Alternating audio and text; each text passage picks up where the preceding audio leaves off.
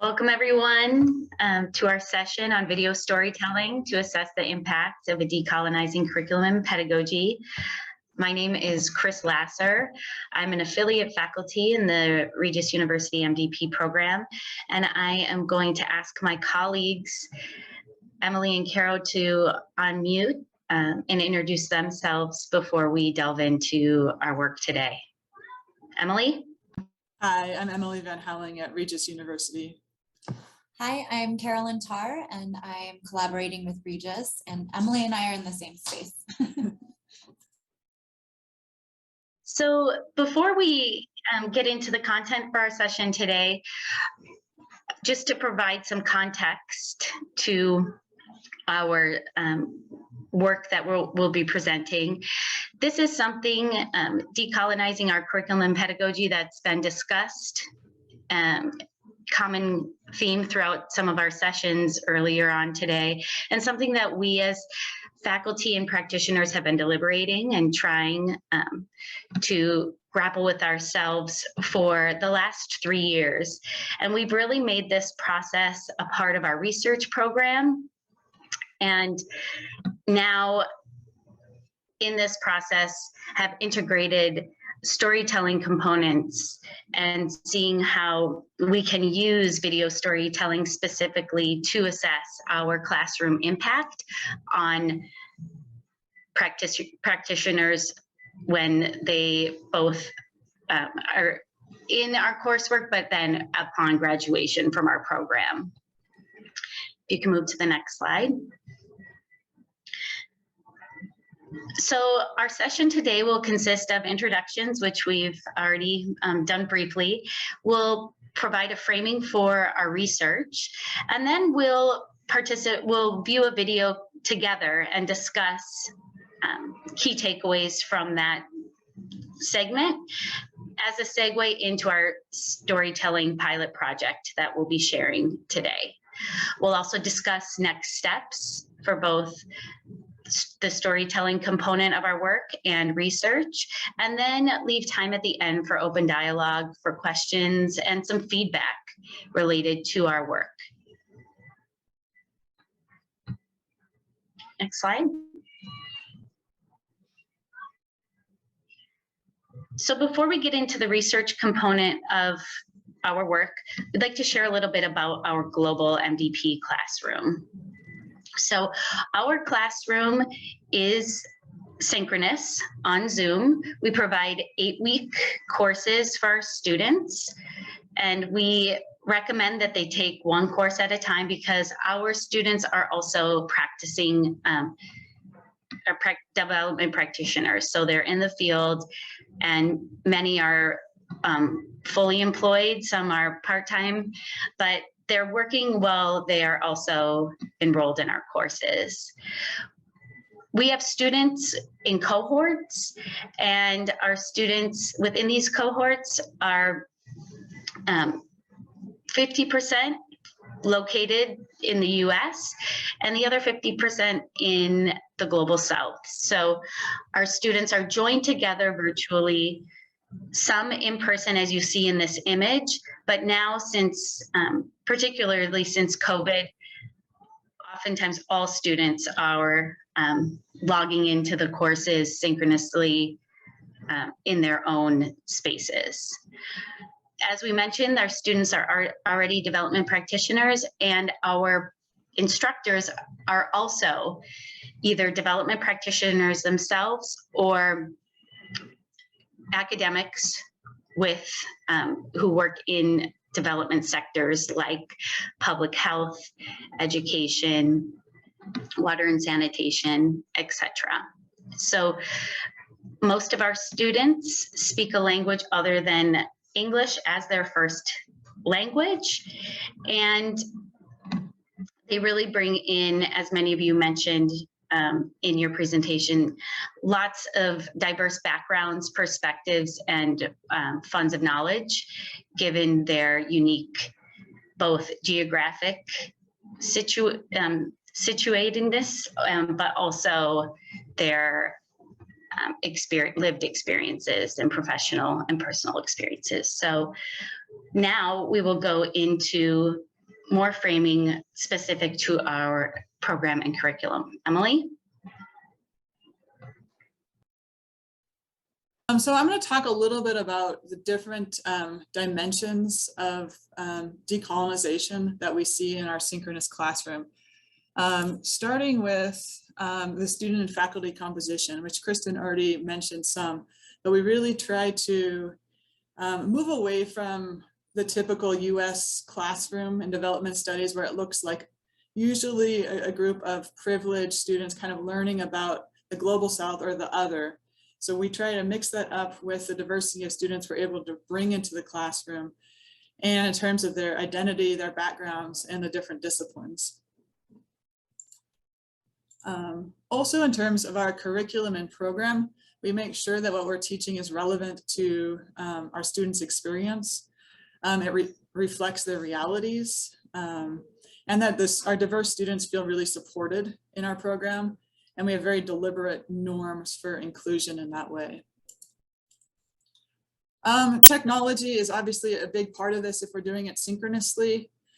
We try and move away from this idea that we can be very disembodied in Zoom to a way of coming together where we can express our full selves and foster that sense of connection between students. And that starts with high quality video and audio and making sure that students keep that on.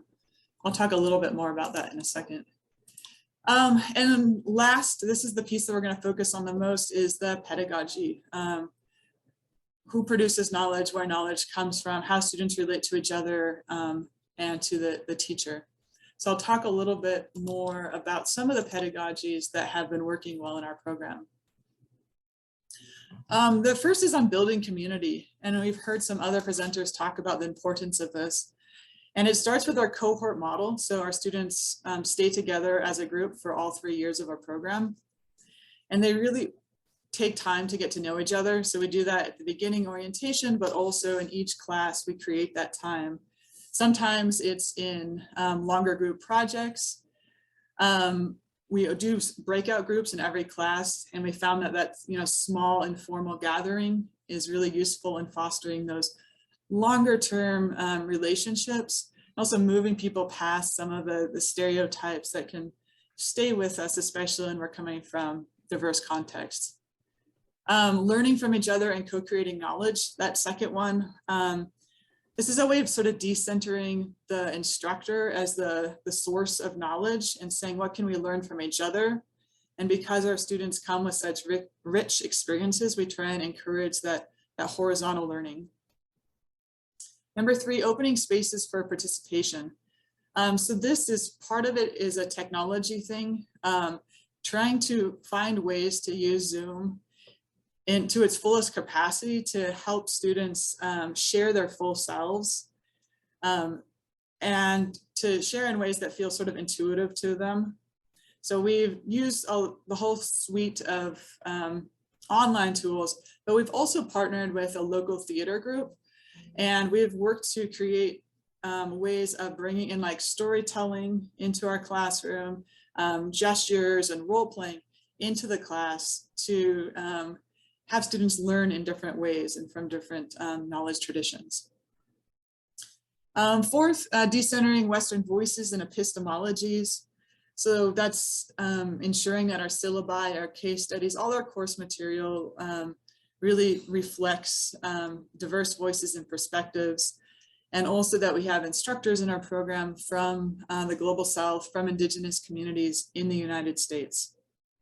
And we also have partnerships with some of these organizations and other universities.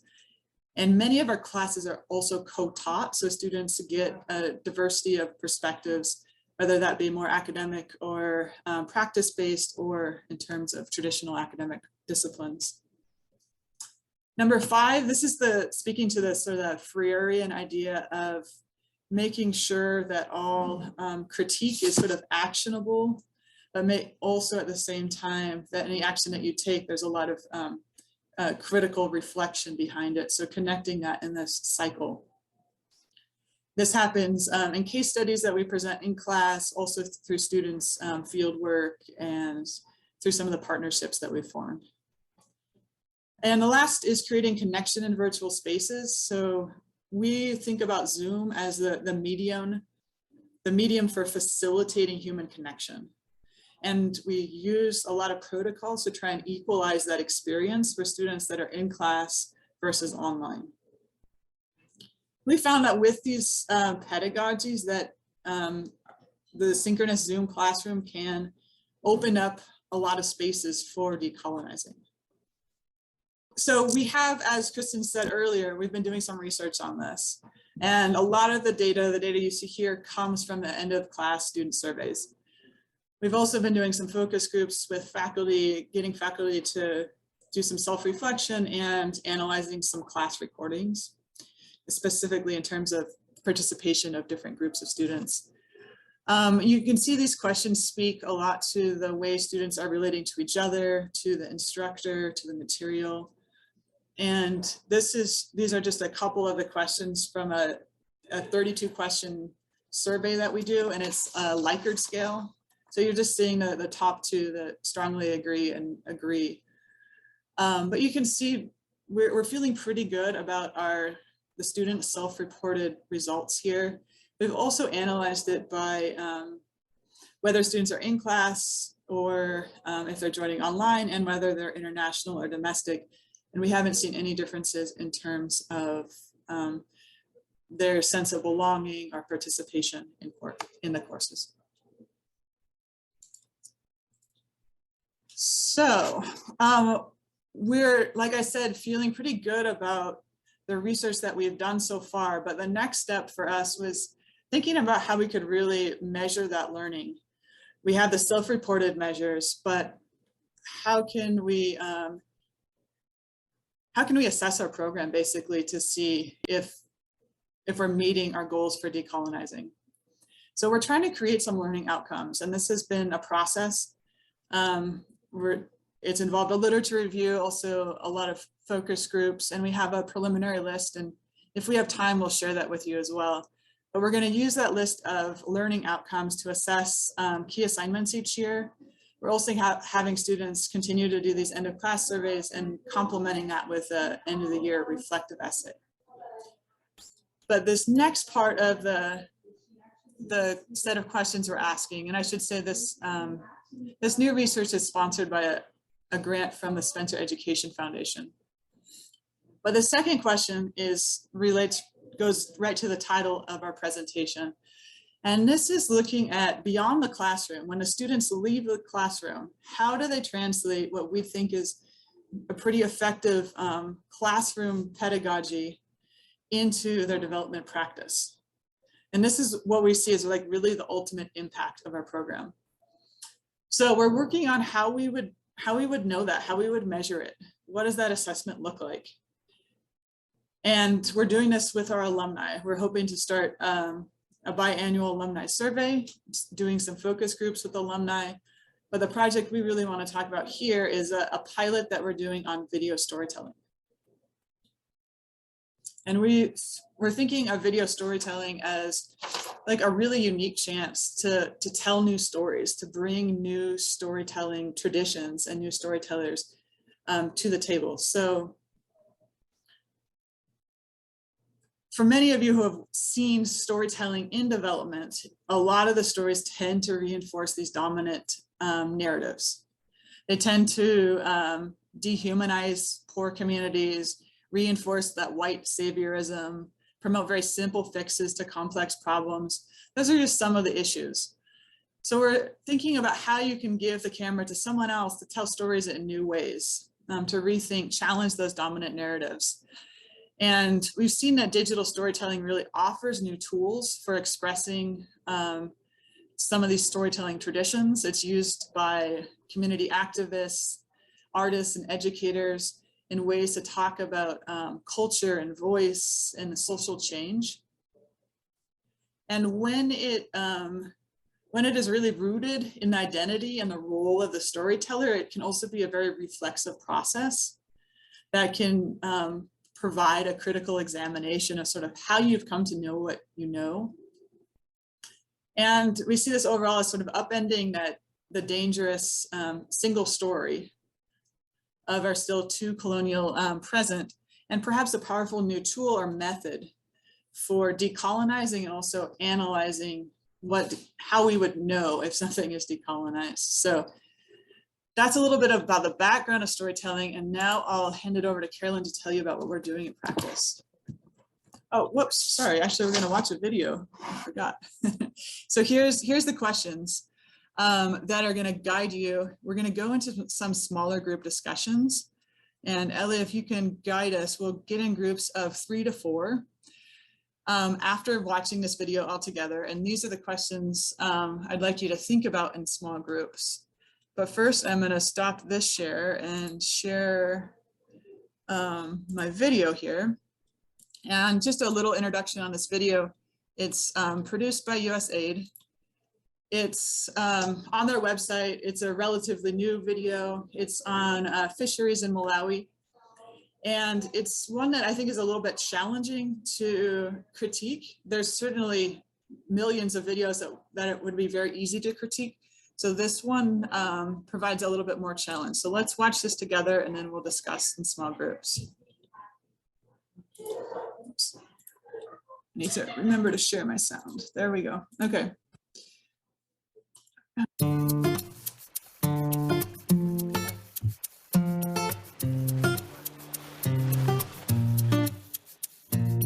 Ine ndakhala nsodzi kwa zaka 14. Tikuyamba kuyedza nsomba, timapha nsomba zambiri for nsomba nthawi imene kunali nsomba zambiri zedi. Kuchoka 2009 kufika napanopa anthu ambiri adayamba kugwiritsira ntchito maukondo osavomerezeka chimene chinapangitsa kuti usodzi umene ulakwike. Timayenda mtunda wautali imene timakakhalako nthawi yayitali kwambiri kuti cholinga tikapeze nsomba kumeneko. Nsomba atu zitatha mnyanja pamene sizimapezeka, ife timagwiritsira ntchito chilengedwe monga mitengo, potcha makala ndi nkhuni magulitsa kumathandizira banja lathu.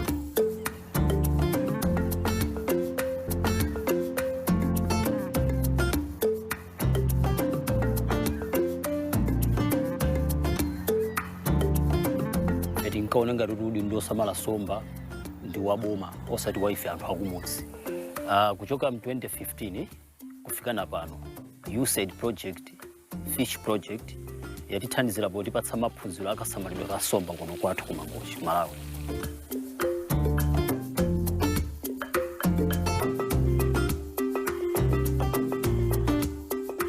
BBC imagwira ntchito zobwezeretsa zilundu m'madzi poponya ma brushbacks komanso kuonetsetsa zonena kuti malo onse kapena doko lathu sipakuyenda chiwiya chilichonse kapena kuti neti imene yosavomerezeka.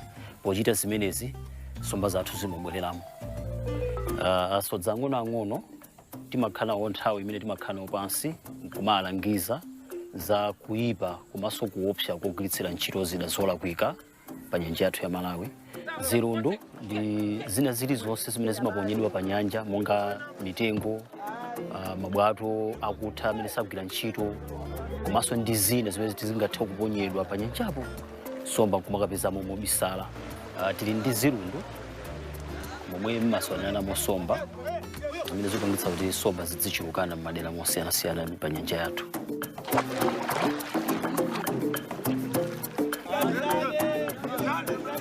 Timayendera nyanja yonse usiku ndi usana kuonetsetsa kuti asodzi asabweretsamo ukondemo woyipa amenewo. Panopa tikumaonera nsomba zing'ono mphepete mwa nyanja. Tikafikamo mphepete mwa nyanjamo zimene zikutanthauza kuti nsomba zikuchulukana nyanja yathu.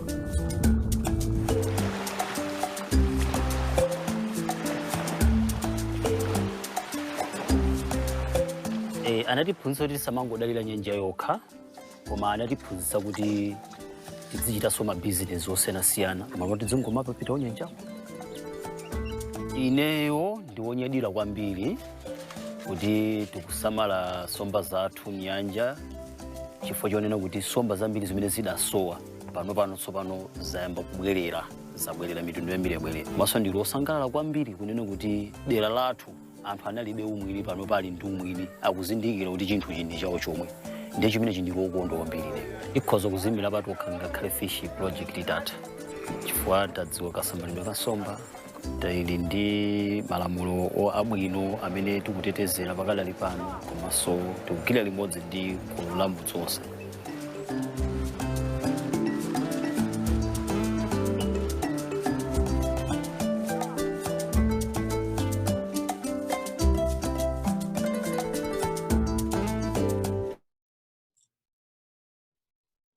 Okay, now that we've all seen that together, let's, if you could put us in those groups, Ellie, that would be much appreciated. And I think those questions are in chat if you missed them earlier. See where you get with your conversation. We'll be in groups for about 8 minutes, so we'll come back at 40 after the hour. Welcome back, everybody. I hope that your conversations were very rich. And we'd love to take a few minutes and hear from each of the rooms.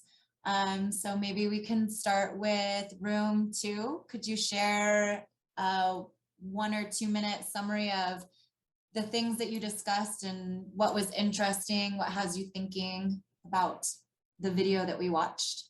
Room 2.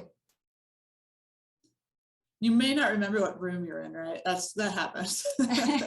If whoever wants to start, you'll say that you're in room 2.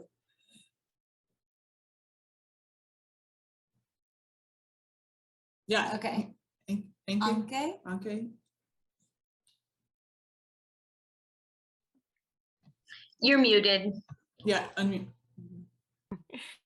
I was in the room with Cristin and with Sophie. We picked up on the music, to the extent to which the music again created a very kind of romanticized image and fit those promotional videos, you know, created by donors, but was also quite distracting actually, and didn't really add to the story. It would have been nice to just hear the person talking, and because of the subtitles, there was kind of a lot of information that was conveyed anyway. So we felt like the music didn't really help, and any kind of decolonizing of the video. That was one of the things we discussed.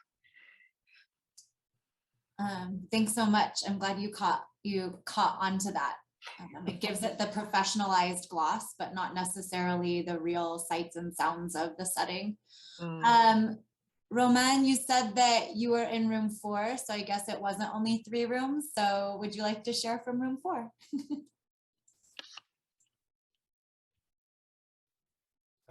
Bill or Kuchus? Okay, so just to start, and then colleagues can add up. So in our discussion, we observed that there seemed to be a major problem, I must say, with the communication, because it seemed to be re-echoing that kind of narrative of development being or coming from the global north to the south with US aid, you know, everywhere in the video. It's more of a promotional video. That was generally what we thought. And a few other things were kind of amplified. For instance, we noticed a man who is in the community was more like the shepherd of the project in the town, amplifying his power resources. Actually, we noticed not any woman was in the picture, and these are a few things that we think needs to be taken good look at in terms of communicating these kind of projects. Yeah. We also talked about the budget, or the production budget, and how just curious as to how much money was spent in the production of the film itself. Yeah. Great questions and really nice observations. Thanks so much for sharing. And we have one more room. So if you weren't in the rooms that shared, we'd love to hear from you. I think it was room 3, maybe room 2. Or if anyone just wants to share something we haven't said yet. I can share from room 3. There were 4 of us though, so Aziza, Ann, and Ron, please jump in. We talked about a lot of the things that folks have already mentioned. We also talked about like the specificity of language. that was used in different ways, and the potential power of telling languages or telling stories in languages that are our own, but then also how that really was one narrative. There wasn't a lot of complexity, there wasn't varying viewpoints, and folks in the group who had worked in local development said, like, that's not how things work. There's always more complicated feelings about this, and that it might be sort of like people are expected to say these nice things on camera, but of course might have very different, potentially resentful feelings about it. And then we also talked about, how the problem that this is intending to solve is framed. And it went really fast, but I think it was mostly framed as like overfishing and climate change. And so this was an intervention to intervene, ameliorate the consequences of that, but there wasn't really engagement with why was there overfishing, why was there climate change, and that is likely, USAID sort of hiding from implicating themselves in any way, or the folks they're working with. So one of the other group members, I'm not going to phrase it correctly, but they said something like, can almost feel the white big brother like hiding behind the camera lens or something like that. Yeah, thanks so much. Does anyone else have anything they'd like to add? Really nice catching of a lot of things. Oh, Sophie, I see your hand up. We'd love to hear from you. Yeah, one of the things that we mentioned in group 2 was the fact that, at the core of storytelling, it's, as the word says, telling a story, and you would expect the member of the community to be telling the story. And so we were wondering how much they were involved in the process, like in the script and the what was going to go into the video, who was going to be interviewed or like spoken to, like what was going to get into the whole project. So that was one of our kind of questions. Love that. An interesting question I would want us to reflect on is to what extent it's just for our reflection, right? To what extent is this project, for instance, or was this project conceptualized with the people? Mm-hmm.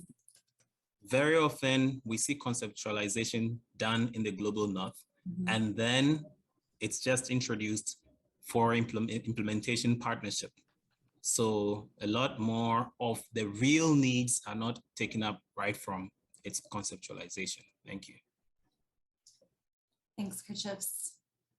Awesome discussion. It sounds like the breakout rooms really got into a lot of the grapplings that we ourselves, as we were designing this intervention and as we were thinking about why we would want to bring video storytelling as part of the research that was at the heart of our discussion. So we'll carry on with the presentation now. And to start, we're going to talk a little bit about the partnership and the process of how we conceptualize this and move forward with implementing this first intervention, this first pilot. So the Rebel Spirit Collective, whom I am representing as part of the research team, was founded in 2021. And we were founded specifically with the intention of disrupting the single story and mainstream narratives, both of stories that are presented into the world and the people who are able to tell those stories. We also wanted to think differently about the ways of mainstream working, especially when trying to bring a narrative. Often it's the same people that have particular skill sets that are selected in places that work for the big organizations and are able to pitch the big contracts that are the ones that both get the camera and get the decision of how that story is told. So the Rebel Spirit Collective was founded to be an interchangeable web of creatives and storytellers, videographers, and doers that are interested in trying new ways of making that happen. It sounds really wonderful, but something that's happened even on this project is the initial members who actually pitched this project of the Rebel Spirit Collective are actually not the members who have been the active teachers, coaches in the project. So we've had that be something that's been quite flexible and loose as we've learned more about what our participants needed and the ways in which they could get some of those resources and answers from other participants versus needing experts to come in and give them technical skills. So we really wanted to look at the essential question of how could this provide eyes and ears and expand our understanding of what a decolonized mindset looks like. If we were the ones to put together that rubric and measurement, likely we would have gaps in our own understanding of the realities of our alumni from the Regis MDP. So our initial proposal was to do something that required the Rebel Spirit Collective members to give direct support for film creation.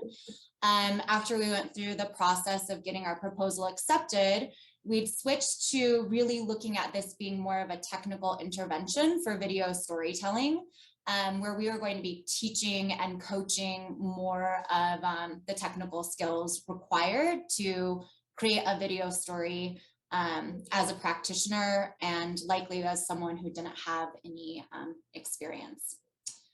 We can go to the next slide. So as we know with this type of work, it is an iterative process, even as we were putting together the pilot. So in one of our first planning sessions back in, I think, August, I came with, this is what our team is looking at as, some of the activities and some of the focal points that we'd like to look at in the modules. And then we did a lot of post-iting as a team. And we really started to realize that even though the proposal said this was just a technical intervention, that the barriers to creating effective video stories had more to do with other factors than just the technical components, and that we weren't necessarily looking for a finished, polished product, as we were actually looking for particular factors that we felt were valuable in the video stories that we were seeing, and the lack of those values in actually really transitioning those stories into a broader audience.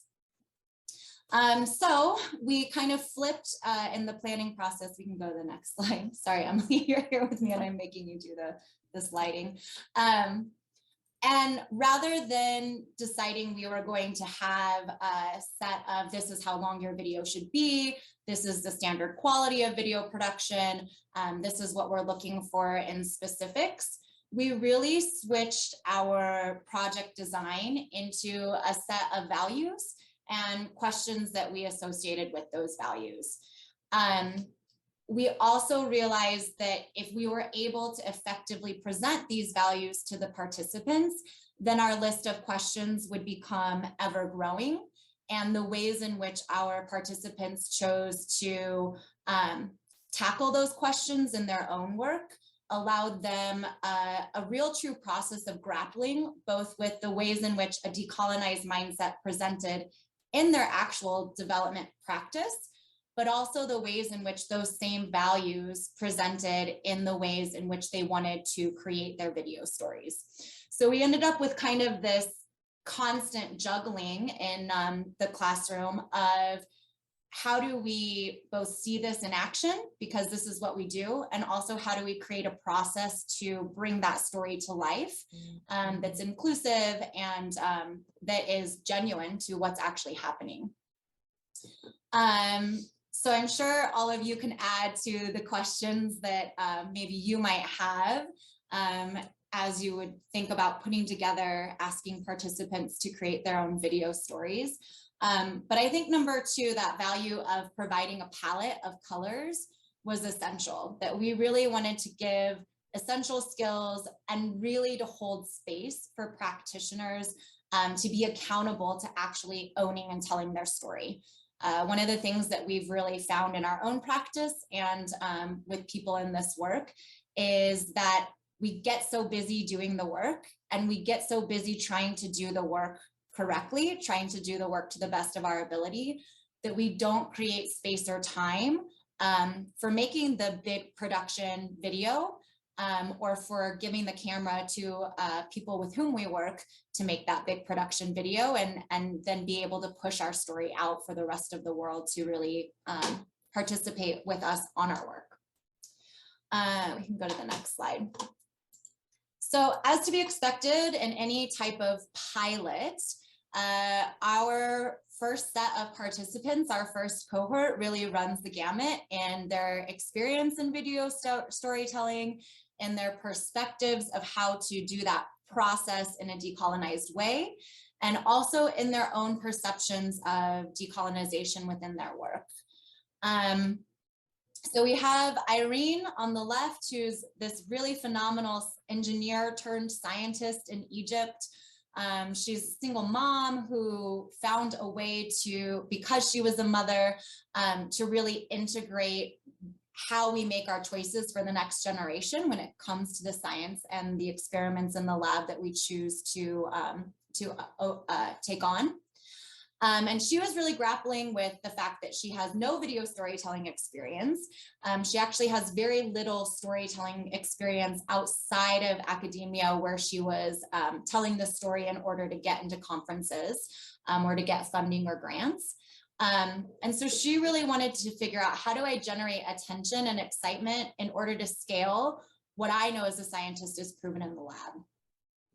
On the other side of the screen, when you look at Cedar, this is someone who's not only been involved in a lot of video storytelling himself, but that has actually taught this and taken on the role of being the teacher in order to decolonize video storytelling. He's been a huge asset to the cohort, but he has actually been really grappling with, how do I choose a narrative within a big organization that can show the ways in which my organization is actually decolonized? Is it possible to do that by identifying a central theme that is true for many Peace Corps volunteers?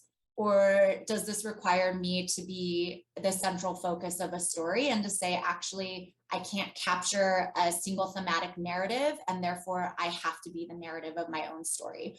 So it's been fun to watch him grapple with that kind of decision making.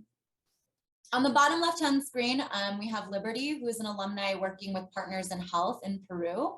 I want to note that she has since decided not to continue with the program because she's really been grappling a lot with what's the right way to present a decolonized video storytelling, and how do I perfect this process with the idea that maybe there is the exact right way to do this, and therefore you know, finding the infinite narrative isn't necessarily a central theme in that. So she had a team that has done a lot of discussion and work presenting decolonized video storytelling, and it was really hard to think about how to elevate that process as opposed to maybe expanding the pattern of that process. And then lastly, we have Lindsay, who's working with Conscious Collaborative in Ghana. She's also an American, and she has really honed in on this idea of the fact that her team has skills that she does not have. So these are youth in Ghana in a small fishing village that have video storytelling experience, but they lacked the equipment and the connection to the West, which is where Lindsay has kind of stepped in to advocate for them to be able to tell their story, and then also really learned a lot of production, planning and execution skills on her side. So that's our first cohort, and we are actually going to host a film festival with them on May 1st in Boulder. And I'm going to turn it over to Emily to talk a little bit more about that film festival and our next steps in our work. Yeah, just to close it out, the film festival is available virtually as well. And if you'd like to keep updated on it, if you go to the shared Google Drive for this, this conference, you can go under shared presentation materials and Van Houweling. You can find a sign-up sheet there. If you want to attend that, we're going to have a large or a feature film, and then we'll also have many short films, some made by our alumni, but some where there's actually a call out for films. And if you know of anybody who has some short films that may want to submit them, the call for films is also in that folder. And I think our last slide is just thank you. Any questions? I think we have about 10 minutes here. We'd love to hear any comments or questions, since this is still a process for us too. I see Sophie's hand up. Sophie, are you applauding us, or are you? I think that's an affirmation. Yeah, it was like me being very happy. Great presentation. We did have a question. Please correct me if I say your name incorrectly, from Anki, about the change, Carol, when you were talking about the shift in the project. Did that come about because of funder intervention demands, or where was that shift in focus? So Anke, just to repeat the question back, or do you want to give us? Yeah, the that's question? actually my question, because I actually want to know who has funded this project. Did it come from the university? And also you talked about it becoming more technical and about more skills, whether that was something that developed in discussion with the funder. Thank you. So the funding actually is coming from the 5-year Spencer Education Grant, which is being distributed by the research team here today, Chris and Nina and Emily. And we decided to have a pretty significant period of planning in collaboration. And throughout that conversation, this idea of how do we create a palette of colors for the participants to use in order to tell a story became a primary focus. And so we realized that really required both technical skills, but also a true space for discussion and kind of masterclassing and workshopping what they're doing. So our process has included a lot of grapplings with our own ideas of decolonization, the ways in which we see ourselves both as colonizers and being colonized.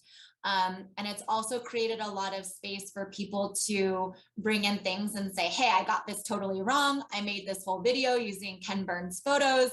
How do I now turn this into something that helps other people really understand, my bigger why?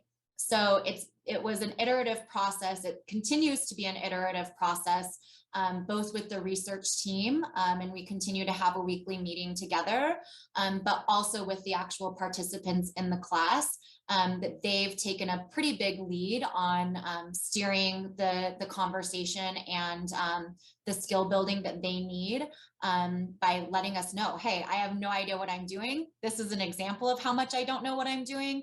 How do we get better at that? Thank you. Yeah, thanks for the question. Any other questions? We'd also be curious if anyone else is doing any sort of assessment on either your pedagogies in the classroom or how you might be tracking your alumni. If anyone has anything to offer or share. Yeah, Bill. Yeah, and in fact, I'm glad you all made this presentation, because now we don't need to do ours later this afternoon. I think it overlaps so much. So, oh, really? Cool. Yeah, so I think we all get an extra hour of break. That's great. I'm sure it won't be all the same. But we've actually we've had many of these same questions in our human rights practice program at the University of Arizona, and trying to evaluate our very, I think, innovative collaborations internationally and through our program, through our classes and outside our classes.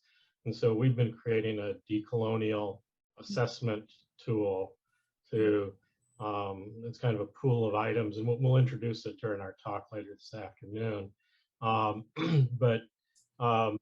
So it's like a pool of 92 items that you pick, whichever 15 or 20 that you want to use to assess whatever, a course or a program or some initiative.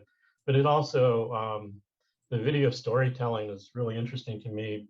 We're trying to assess a art intervention among Rohingya youth in Bangladesh in the refugee camps. And I've spent this whole week thinking about how to use video storytelling, or especially children interpreting their own drawings, and both before the intervention and after the intervention, because funders are so, they really want quantitative data. So it's like trying to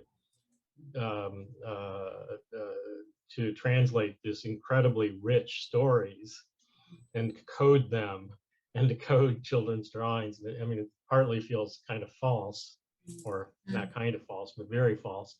But also, it's really interesting to try to use storytelling as a form of assessment. So I really applaud you, and look forward to hearing more about what you're doing.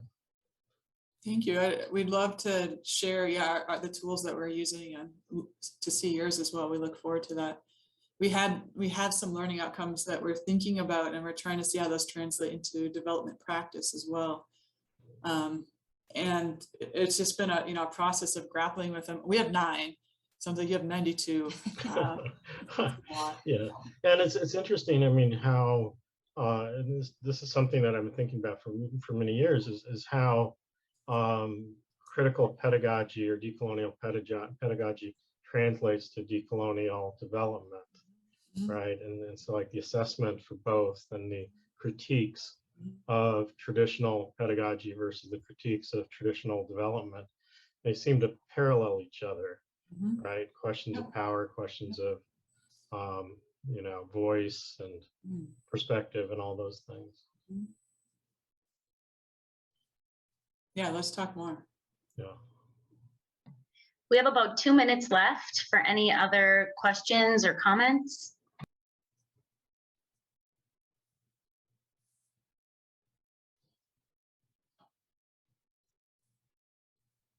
Well, thank you all for being here. You can read more about our research. We have one publication that's out, and we'll continue this conversation hopefully at the film festival, but there'll be some discussion built into it too. And we're going to see collectively kind of how we could assess videos and what we can learn from the videos. Anything you want to say? No, just Bill would love to also think about any ways that we can support your projects, and anybody else. And if you have videos or things that you think would be great contributions, there's lots of space in the film festival. We're trying to collaboratively put that together. So would love to hear from all of you, and love to hear any critiques or ideas or things that have worked or haven't. So please let us know. We're constantly iterating. And I see your comment in there too, Ron. We'd love to see that. That sounds great. Yeah, the participatory video videography is very much aligned with the same project. Awesome. Okay, I guess we have a 1-minute break to get a drink or something. Well, this leads into our next break. So you actually get an 11-minute break instead of a 10-minute break. So thank you so much.